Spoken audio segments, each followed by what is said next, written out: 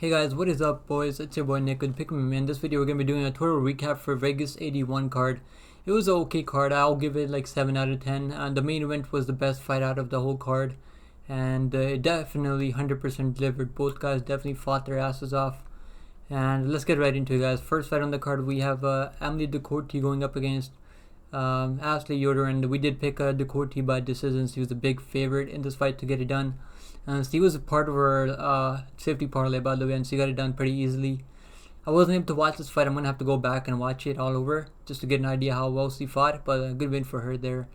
Next fight, we had Chris Gutierrez to win by decision, and he got it done pretty easily. I'm going to have to go watch this fight back, but then I was able to, my electricity went out in my house, so I wasn't able to watch the first two fights, but then it came back for this fight, the girls fight. I picked Alexieva. I win with underdog here because I don't like picking a lot of women favorite fighters to win because they always fumble the bag, and there are some other girls on this card that did fumble the bag. But yeah, Alexieva had a first round. She dropped her in the first round, but then she just made a lot of bad fight IQ moves in the second and third round to give up a good positioning on the ground, and Dixon was able to take advantage of that, and she was able to take 2 out of the 3 rounds. I don't know why the judges scored it 30-27.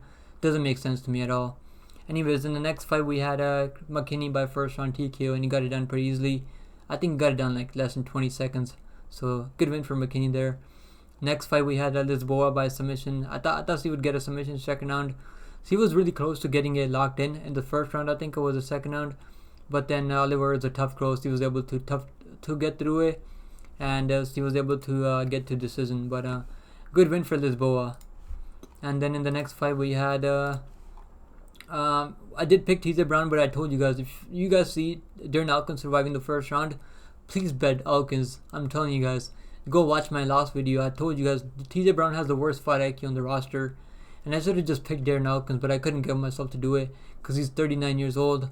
But when there's fighters like TJ Brown, I just gotta go with the one that I think is gonna win. Like, I just had to pick TJ Brown because the age difference, but I did tell you guys bet Darren Elkins by decision. I mean, Darren Elkins by decision. And it was almost about to go to decision.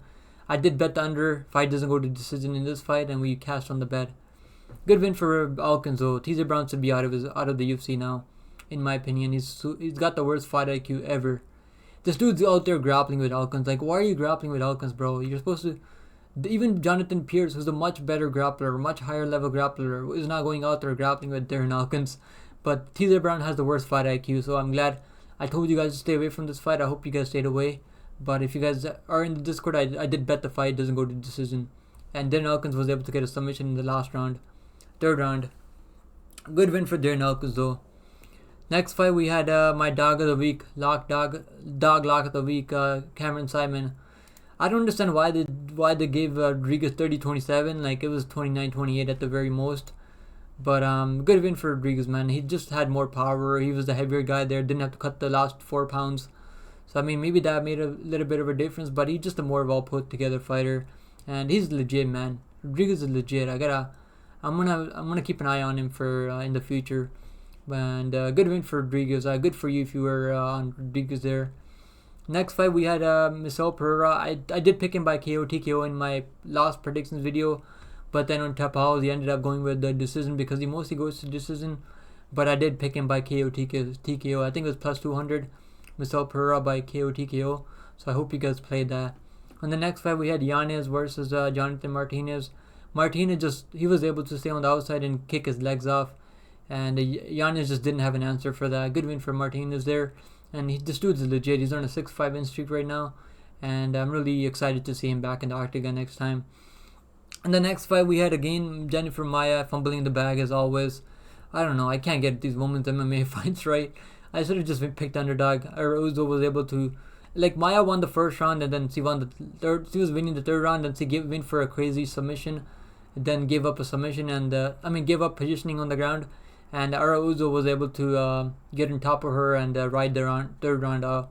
Good win for Araujo. She's legit. She's back in the win column. But this was a very closely matched fight. I'm never betting women's MMA. I just gotta stay off women's MMA. I keep getting trapped into betting women's MMA.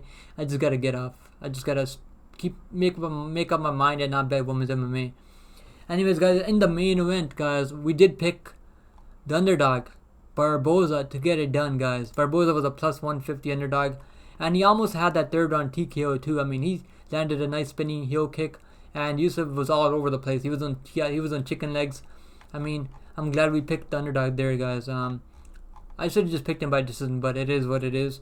Barboza was so close to finishing that fight, but then he went for a submission. I don't know why he went for a ninja choke. Yeah, Barboza, I think he got too excited there. But yeah, he was able to win. He lost the first round, got absolutely beat out of him in the first round. But that experience, guys, I talked about that experience factor. Yusuff hasn't been in those fights yet. Barboza has, guys. It makes a big difference when you have been in those 5-round fights against higher level competition, guys. It does make a big difference. And Barboza, being the veteran that he is, being the fucking zombie, absolute dog that he is, was able to take that first round, survive through it, and he started going to the body more. He landed like 50 significant strikes to the body of the one of Yusuff. That took the air out of Yusuff every time he landed to the body. And man, people gotta stop sleeping on Barboza, man. Look at this dude. His only loss to what? Even that Bryce Mitchell fight, he got out grappled there. Giga Chikate was able to knock him up, but that fight was very competitive in the first 2 rounds. And then he knocked out Sain Burgos, beat Amir Khani. Makwan Amir Khani. I mean, look, he's on a 2-5 win streak right now, man. This is a big win for Barboza. And he was like a minus 180, I think, minus 200, went up to minus 200. He was a 2-1 underdog. Barboza was like minus 150. I bet him on minus 150. So overall, we went 6-5 overall. I'm not really happy with the betting percentage. I mean, I'm happy with the betting percentage, but I'm not happy with the picking percentage, because we went 6-5 overall. But we did call the big underdog in Barboza plus 150, guys. I hope you guys took bet on Barboza. He was able to get it done. Let's look at the all bets that I called. So these are all the bets that I called, guys. We had a dog lock of the week at plus 142. We did pick a lot of underdogs. If I just picked all the favorites, we could have probably been like 8-3 overall, or 9-2. Or something like that. But it is what it is. When you're going with a lot of underdogs, you can't expect all your picks to be right. But it is what it is. I mean, we missed on the dog lock of the week, which is plus 142, Cameron Simon, and then we went 2-1 for best bets. The only best bet that we lost was Adrian Yanez at plus money. Yanez was like plus 100, minus 105. So Martinez was the favorite in that fight. We did pick the underdog there. And then for safety parlay, we hit the safety parlay. We had Ducote moneyline and the over 1.5 in Simon versus Rodriguez fight. So this probably gave you close to plus. We had another third leg, which was Edgar Chavez versus Daniel Lacerda under 1.5 rounds, I think, under 2.5 rounds, and that was supposed to give us plus 115, but that fight fell through. So it is what it is. I was very confident that fight was going to be finished inside the under 2.5 rounds, but we did cash the safety parlay, so I'm very happy with that. Let's freaking go, guys. And we called the big underdog in the main event. We finally got a main event right for once, because the last couple main events haven't been going well for us. And I'm glad I switched my pick from Yusuff to Barboza after I did my research. After I looked at who they have been in the octagon with, Barboza's been in there with some killers, man. Barboza's got that fucking heart. You gotta sleep Barboza to get him out of there, choke him out. And man, Barboza gets it done. He's on a 2-5 win streak right now. He's got a big win over big up-and-comer Yusuff. I'm really happy for Barboza, man. Let's freaking go, boys. We called the big underdog. A lot of people are sleeping on Barboza, man. You can't sleep on Barboza, guys. Come on. Don't sleep on my boy Barboza. I'm so fucking happy. Not the best picking percentage, 6-5. It is what it is. But I'm glad we got the main event right. We called the plus 150 underdog. Let's freaking go, guys. Hit the like button. Subscribe to the channel. And I'll be making more content for the next UFC 294 card. Stay tuned, guys, and I'll see you guys in the next one. Let's look at the bets that we cast. The bets that we cast for mostly, we had bets in Barboza. I put 1 unit on him at the end, and he got me back 150, 1.5 units back. I was going to bet more on him after the first round, but I just got nervous because he was like a minus 2,000 minus 2,000 underdog, because Yusuff was beating the piss out of him in the first round, and he was like a minus 4,000 favored. Yusuff was.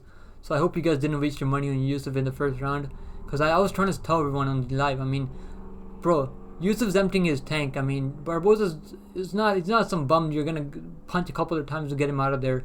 Then we hit the McKinney first round TKO. That was a good call by me. Good call. I told you guys, don't bet the money line. Just take him by first round TKO. That's how he normally gets it done. So that was like plus 100. Then we had another parlay, Michel Pereira, Tenera, Lisboa at minus 106 on both by money line. So that was a good parlay hit there. Then we had the fight doesn't go to scorecards on Darren Elkins versus TJ Browns. We hit that one. We hit the Dakota versus and the under 1.5. This was a safety parlay. Yeah, this was the safety. No, the 50 parlay was Cameron Simon and Dakota. But this is the one in McKinney. I bet the under 1.5 and Dakota. I did bet the safety parlay too, but it didn't give us that much plus money. But it was still good. Good safety parlay by us. Alright guys, overall betting action, we did end up plus 1.5 units, I think it was, overall. So I'm not too disappointed with the betting side. But on picks, we went like, the best that we lost was Adrian Yanez. I think that's the one we lost. And then I had $25 on Alex Siva that we lost. And I had Maya. I think that's the only 3 bets that we lost. And overall, Barboza brought us back. Barboza's fucking cashed for us big time. Let's freaking go, boys. Hit the like button down below. Subscribe to the channel if you haven't yet. And we're gonna keep the heat coming, guys. I'm gonna keep taking underdogs. I don't give a fuck about my betting percent, my picking percent is.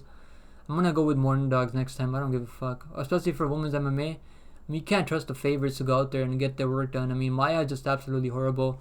Anyways, guys, 6-5 overall in picks. We hit the big plus money on in the main event. Pretty happy about that call. Let's freaking go, boys. Let's freaking go. Hit the like button. Let me know what you think about my picks down below, and I would love to talk to you guys about this, guys. And these were my most picks. Mostly my picks were here. If you want to see my picks again, we had Barboza by KO TKO in the 3rd round. He almost got it done too.